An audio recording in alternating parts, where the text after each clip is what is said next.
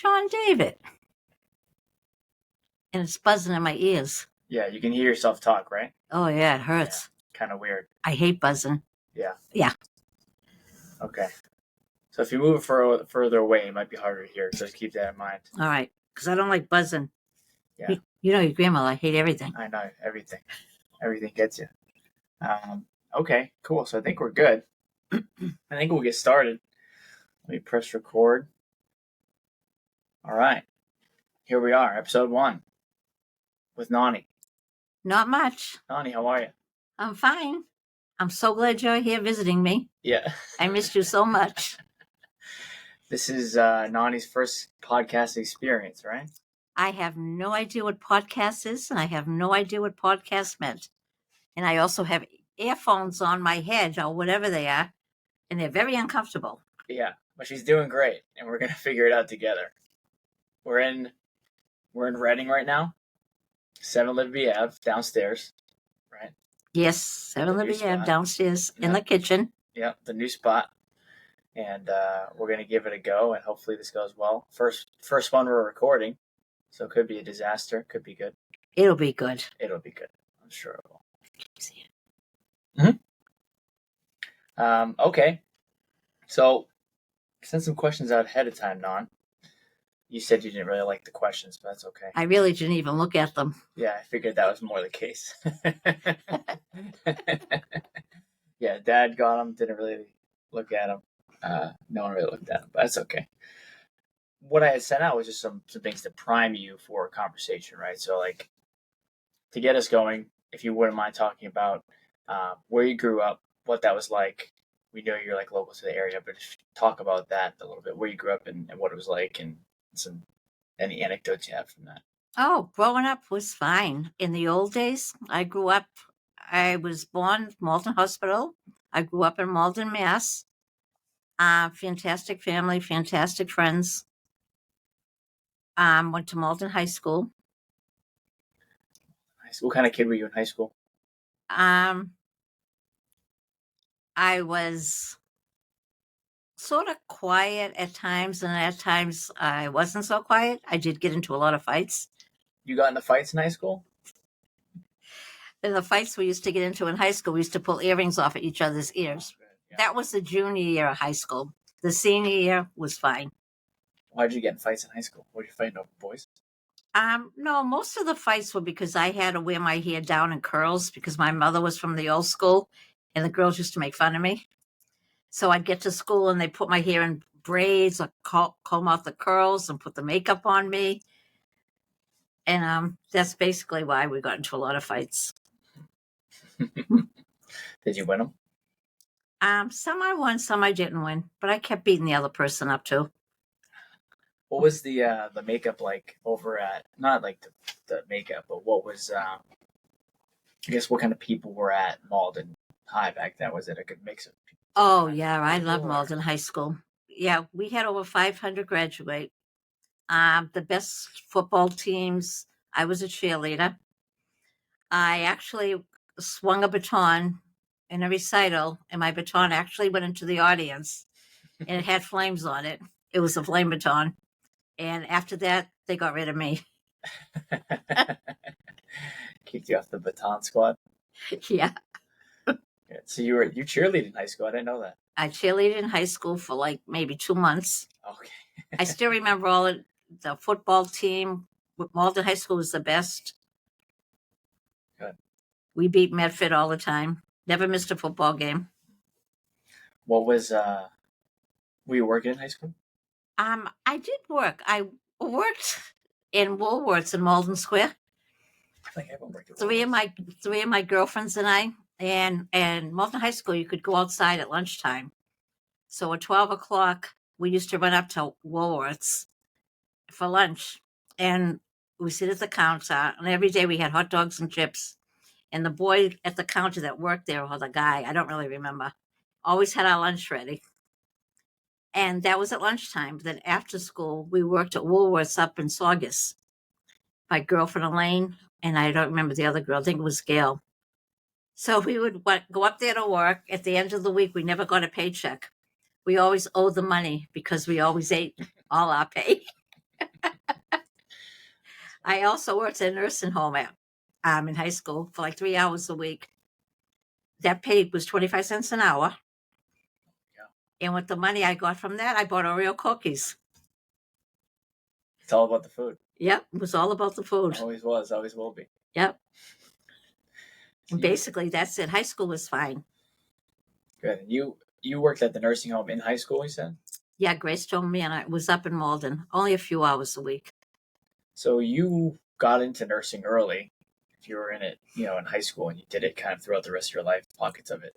What got you involved? What drew you to that in the first place? Nursing in general.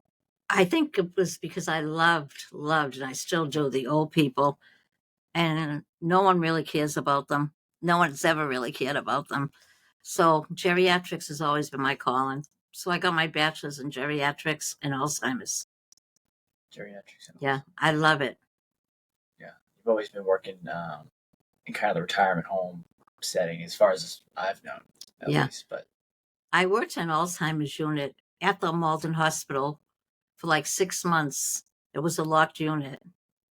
And that was when I went to LPN school. But then when I went to RN school, I changed to be a assistant director of nursing or a supervisor at a nursing home.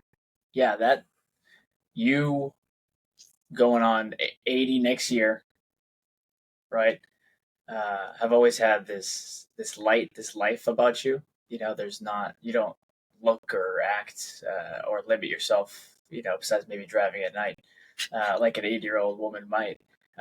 So it's funny that you are in your 70s, late 70s, taking care of other patients who are also in their 70s. They're on the other side of the coin, and you're still moving around, hooking and jabbing, taking care of them. So I think that's funny. Maybe that's what keeps you so young. Oh, I thank God for that. I have fun in work. I enjoy my patients, and I make sure they're taken care of. I love my job. Okay. So you're in high school. You're working at Woolworths. You're working at the nursing home. When did you run into Papa? I think I met him like when I was about 16 or 17. I used to sneak out of the house at night and go to parties. And one of my girlfriends, Elaine, she loved parties. So we would go to parties in Malden or Everett. And the gang that I met also liked to drink beer. I never drank. I still don't drink. But that's how I met Papa. And then at 18, I was 18. We got married. He was 19. He didn't go to Malden High? No, Papa went to Everett. Okay, so he was over at Everett. Yeah. You're in Malden, Forbidden Love. Yeah. And I actually started the Malden Hospital School of Nursing when I was 17 because I had graduated from high school. And my parents had paid $500 for nursing school. And I never ended up going. They were mad about that. Yeah, what did they think of Papa when they met him? Didn't like him for years. Until Annette was born, my oldest daughter, they still didn't like him. Well, my dad liked everybody. My mom didn't like him. My mom was very old-fashioned. Why didn't they like Papa, you think? What about him? It wasn't so much they didn't like him. They don't want me to get married. Once Annette was born, she belonged to my mother. Her and my mother were always together. Yeah. And so your mom and dad family was Jewish, right? Your mom, Catholic side, and your dad was kind of cast aside for marrying someone outside of the religion, right? Yeah, my dad was Jewish. My mom was Catholic. My father had to convert in order to marry my mom. And his family disowned him. And they owned the Brockton Shoe Company. So they disowned my dad. But I'm glad they did. So, best dad in the world. Yeah, we never got to meet your dad. I say we, I mean, me and my siblings. But what was his family like? His brother, I only met a couple of times, and his aunts, I only met a couple of times. They were really, really nice. And then I have two cousins that are rabbis. I know one's a rabbi. And the other one, my cousin Susan, growing up, I went skating with her often, but then we lost track of each other in high school. So I don't have any idea. And since he converted when you guys got married, well, when they got married, rather, were you raised in a? You always like to say you're Jewish. Were you raised in a Jewish way in your household at all, or was it not No, like that at all? Catholic school, Catholic grammar school. St. Mary's in East Boston. My father used to have to drive me over to my aunt's in the morning at 5:30 on his way to work so I could go to St. Mary's in East Boston. Played them in football 1 year. It was fine, though, because when I went there, I was always with my cousins. Okay, so you meet Papa. You guys get married at 18. He's 19. You're 18. Where are you guys living at that point? You guys Actually, I think Papa was 18 too. 18 too? Yeah. And where did you guys go from there? Found an apartment, and I think it was in Everett. We always on Washington. Look down. We had an apartment on Malden and in Everett. I don't quite remember. Long time ago, 65 years ago now. It's like, yeah, long time ago. Okay, so you guys get married, and when did you? I guess I could do the math, but when did you guys have your first kid? oh, and that was born when I was 20. 20. Yeah. I worked all little part-time jobs here and there. And then best time of my life, my kids. I could be poor and have my kids and have a ball. Every day I walked with her in the carriage. We went here, we went there. All of my kids.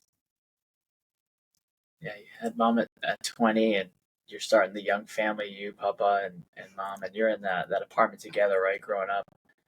My mom always tells the story. There was, you guys were all in this small apartment together, all six of you. Uh, I hear about it plenty because we had this big, beautiful house growing up. You guys had the opposite, the small little apartment. But I think it was probably good in a way that it kept you guys close. Well, yeah, because the neighborhood we lived in, basically everybody was, no one had any money. All the kids we all lived in a small apartment, but we always had big, humongous parties for all the holidays. And even though people on the street might have owned a home, they lived at our home. Yeah.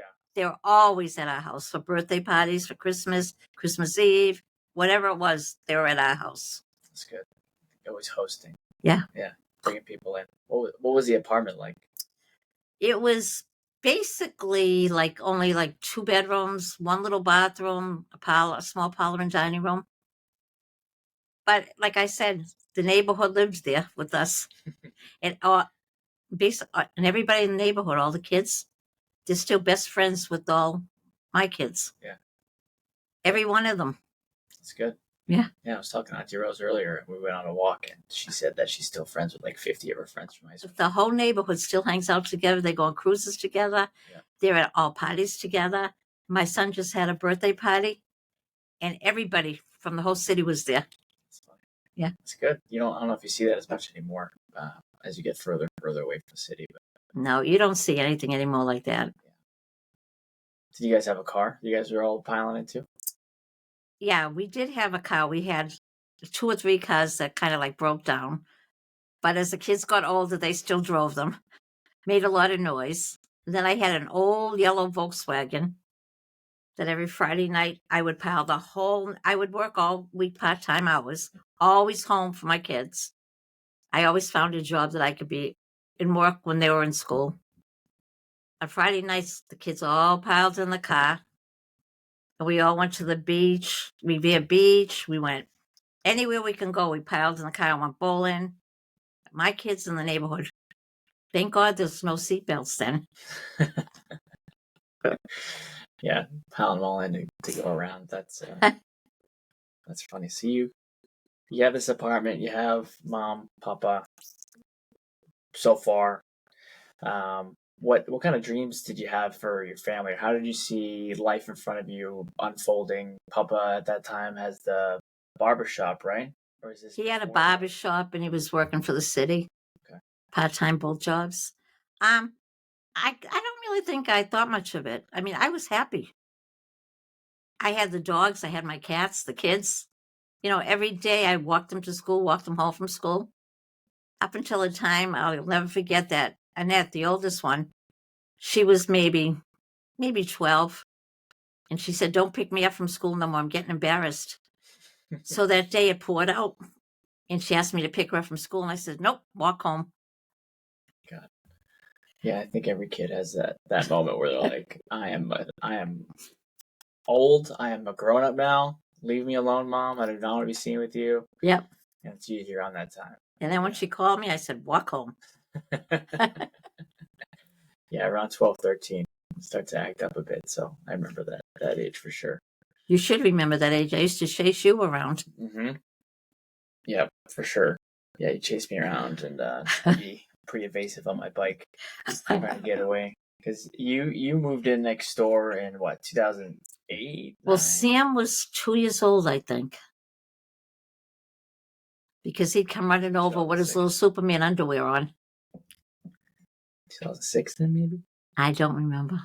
He was 2? Yeah. Yeah. And then I would be chasing John at the bus stop. He'd get on the bus, take off his coat, leave it in the snowstorm, in the snowbanks. Yeah, I hated wearing a coat. I don't know why. I think that's also a thing that young like guys go through. They just don't want to wear a coat. Don't want to wear pants. They just want to wear shorts and a t-shirt in 30-degree weather in Boston. So. Mom's born. You get the dogs. You get the cats. You got Papa's at the barbershop. Next on the list is Auntie Mickey. She comes out. Paulette. Who was she named after, and how did she get the nickname Mickey? Do you remember? Yeah, I certainly remember. When she was born, she had so much hair that we called her Mickey Mouse. So Mickey kind of stuck with it. So that's how she got the name Mickey Mouse. Nice. And where's Paulette from? Oh, I just liked it. I was trying to rhyme names. Nat and Paulette. Yeah. Nice. So she's born, and Auntie Mickey's kind of an enigma. She's an interesting person. She's Auntie Mickey's always been like totally independent. Yeah, she does her own thing. And smart as a whip. And nobody could beat her in sports. I mean, Auntie Rose and her played softball, but Auntie Mickey did track. She was like number 1 in Everett for years. And in softball, the same thing. Mm-hmm.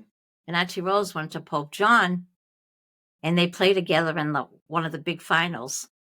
So everybody said, who do you root for? I go, I don't care who wins. And I would go, yes, come on for each team. That's funny. So what was their age difference in high school then? 2 years? A sophomore and a senior? I think I'm not sure, maybe 3? 3 years. Maybe 3. Yeah. But in the playoffs, it ended up that Everett played against Pope John. Yeah, Auntie Rose played softball, and was Auntie Rose always like she is now? I mean, we know her as Auntie Rose because we grew up. No, Auntie Rose was, I can't say quiet. She'd be like, when I go out with the girls on Friday night or whatever, she was okay, but she wasn't like the rest of them. Rose was always sensitive, and Mickey sensitive, but Auntie Rose, she worried about everybody. She always worried about everybody. Yeah. And you decided to name the third child after yourself. The third child on the third try. Like, I said, it's about time to name a girl after me. I'm sick of this. Another girl. You gave up on the rhyming and said the name after me. Yeah, that's hilarious. And then Uncle comes along the fourth. Were you trying for a boy, or you just what happened? I didn't really care if it was a girl or a boy. Yeah, but you wanted 4. I always wanted. Well, actually, I always wanted 6, but it happened with 4. So I'll never forget because the doctor that delivered my son, he had stopped delivering. Actually, it was Dr. Caradonna in Everett. He stopped. He gave up his license and everything. He was much older. And he said to me, you're having a boy. I'm going to deliver the boy.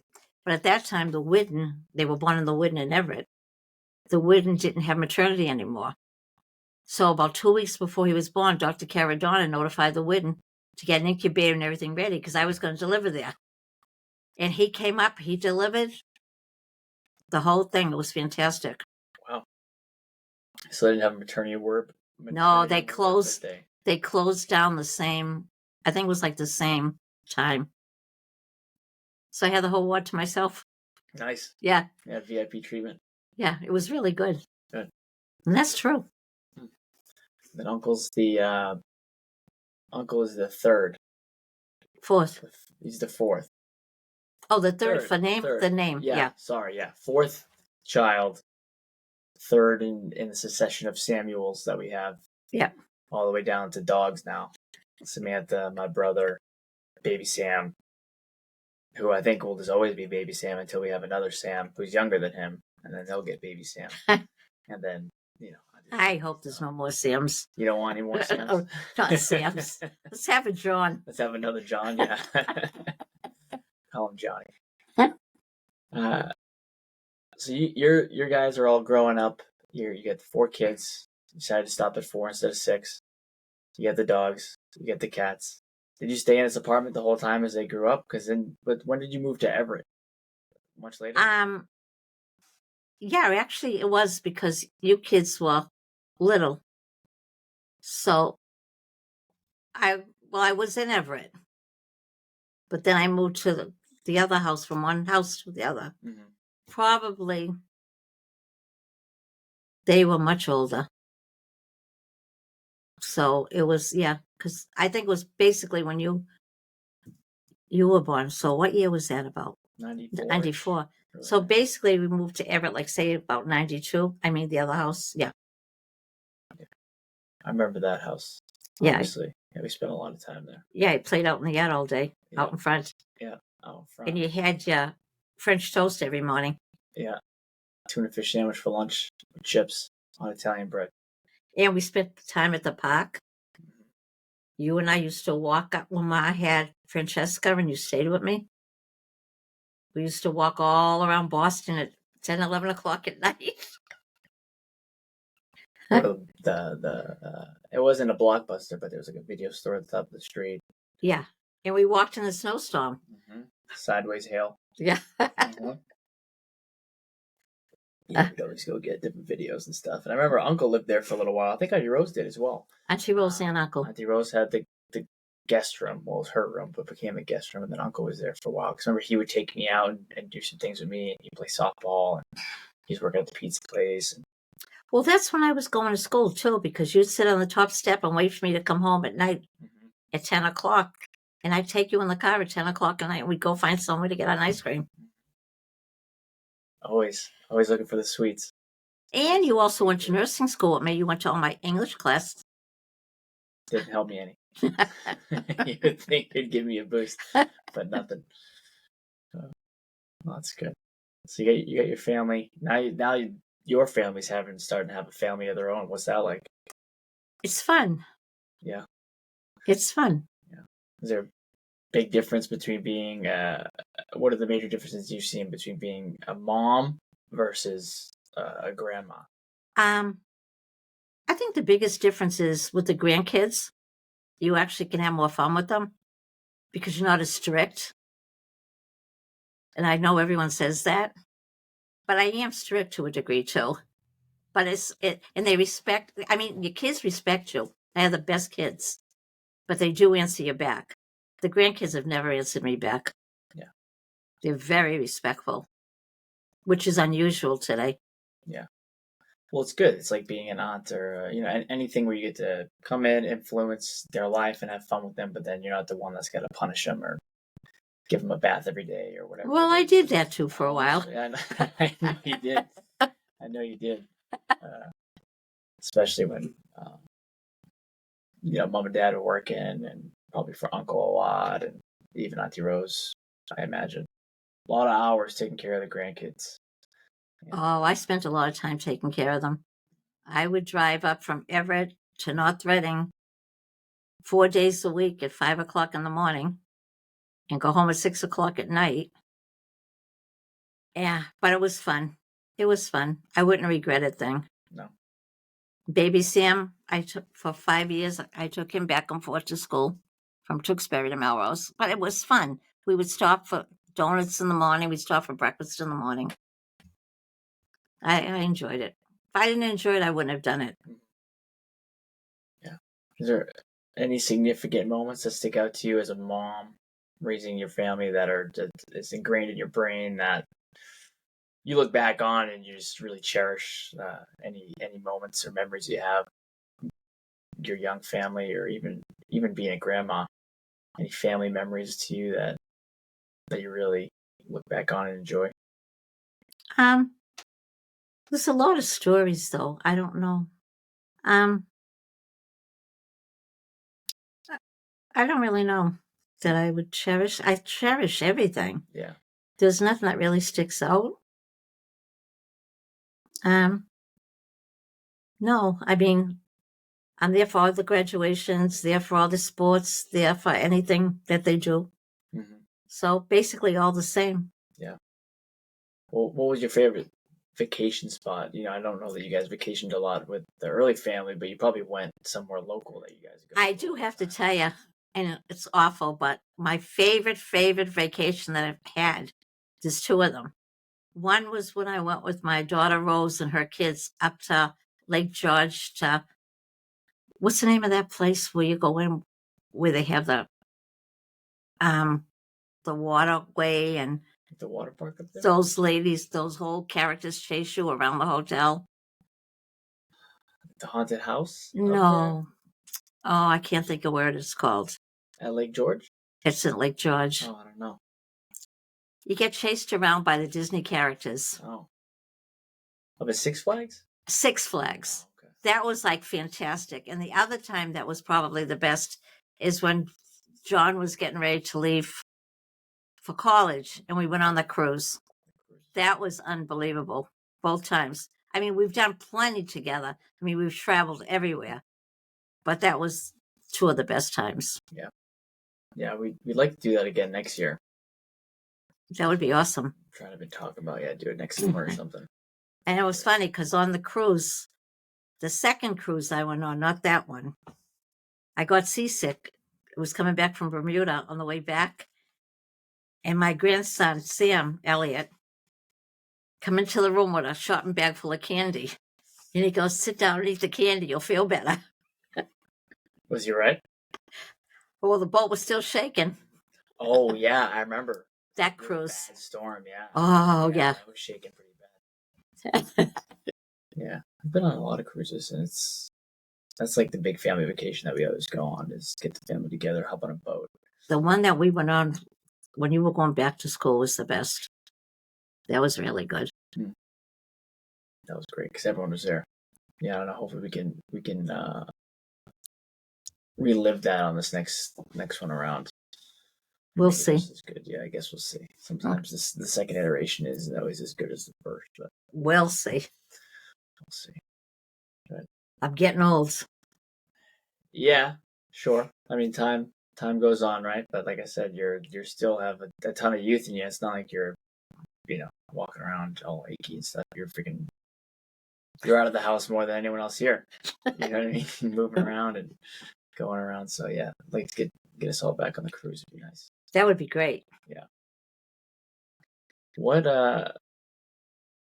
pieces of wisdom, I guess, do you have to share? Is there something that a life lesson that you would share, or advice you'd give to your grandkids? Or the life lesson is that I tell them all the time: love what you're doing or don't do it. It's not worth it. To be poor sometimes is to be happier. Mm-hmm.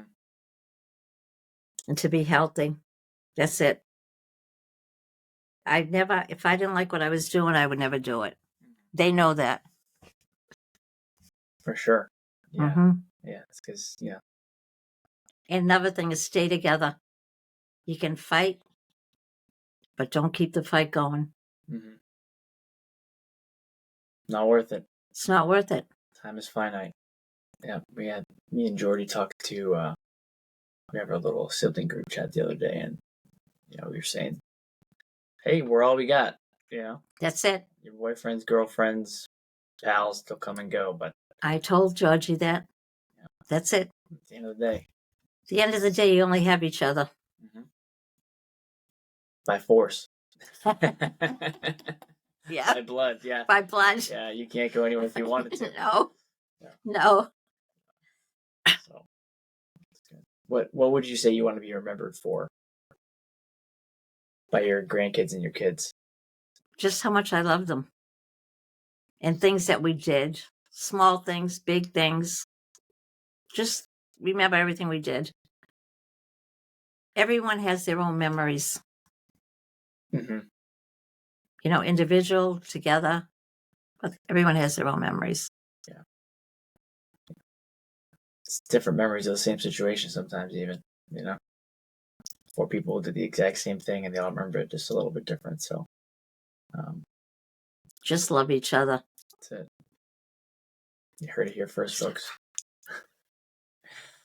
What's something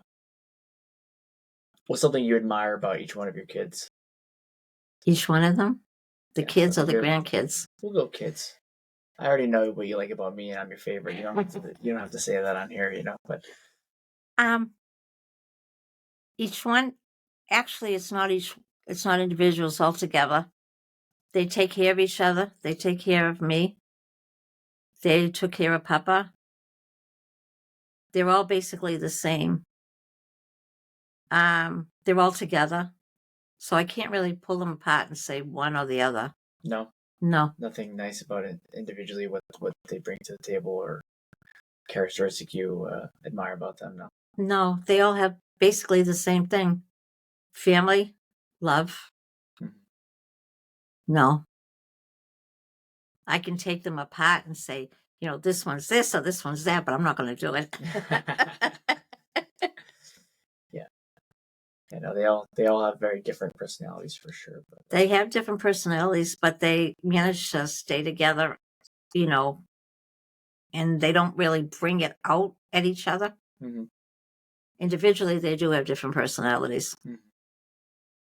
Yeah. Yeah, for sure. Wonder what it was like for Uncle growing up as the, and I'll sit down with him as well, but, you know, being the youngest one with 3 older sisters. Oh, I can tell you a lot of stories about that. Uncle, as a child, stuttered. And we took him everywhere. Couldn't figure it out. Finally, we went to a specialist at Children's Hospital. And they said he stuttered because the girls wouldn't let him talk. So for almost a month at all meals, because we always had our meals together, the girls could not talk. And he stopped stuttering. That's true.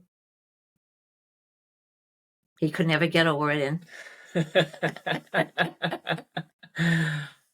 That's true. And Annette, my oldest one,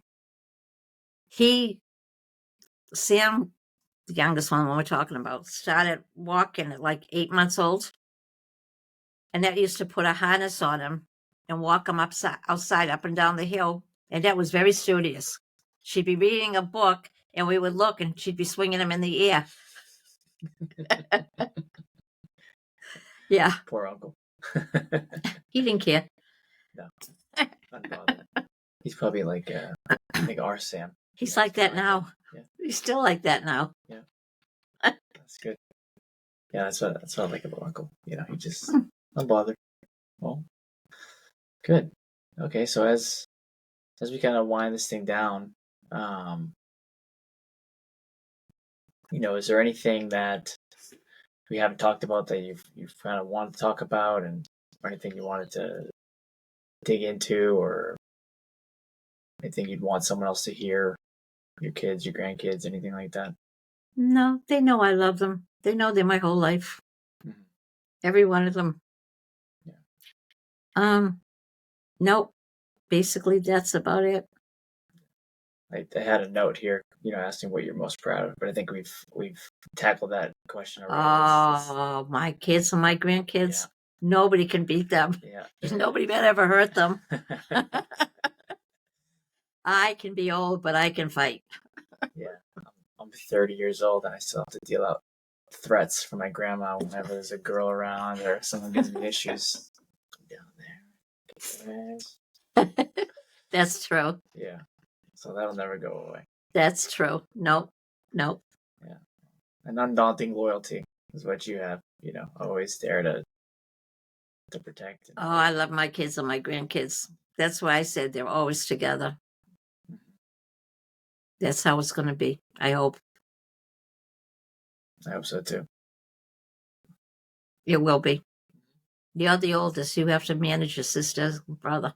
Yeah. Keep them reeled in. Yep. Make sure they call their grandma or call me. Their mom. Call somebody. Call somebody. Call someone. Yeah. I got to call someone to tell them to call somebody else. Yeah. It's a pretty regular occurrence. You know, it's funny too. No matter how far everybody is away, they always return home, or they're always calling. You always know where everybody is, or I know where everybody is at all times. Yeah, and that's good to keep tabs on everybody. Yeah, I mean, home isn't necessarily where you physically are, right? It's not your location. It's just how you feel. And as long as you feel good with your family and you can still talk to them about what you need to talk to them about and reach out if you need help, that's home, even if it's 6,000 miles away. It's true. That's what's important. And look at you went through a lot, and all the time you were away in the beginning and in the hospital. Forget it. I stayed by that phone. Awful. What you went through too. Yeah. Yeah. But it's I think maybe to say it's worth it now. Yeah. And it won't be the last thing we struggle with. No. For sure, no. I mean, Papa alone was tough for everybody, and it won't be the last tough thing we deal with. We had Papa, we had Rick. Rick. Yeah, it was awful. And Papa was right at the wrong time. It was, I would say perfect timing, but it's the opposite, right? No. Bad timing. I couldn't even leave the island. No, Papa had his kidney out in February, and in March, it was shut down time. All summer. And then the whole next year, really. And the weirdest thing is when they took Papa out to the hospital. What was it, in April? Was you there that day? I couldn't come. I couldn't leave Hawaii, no. Oh, no, I didn't. I know Frankie was there. It was either April or the beginning of May when he was taken out. We wouldn't believe it. It was raining and snowing for that time of year. It's weird. That was in the weirdest ways sometimes. Awful. Yeah, but like you said, as long as you're there for each other, and we're still here and moving forward, It's been 3.5 years already. Wow. Yeah.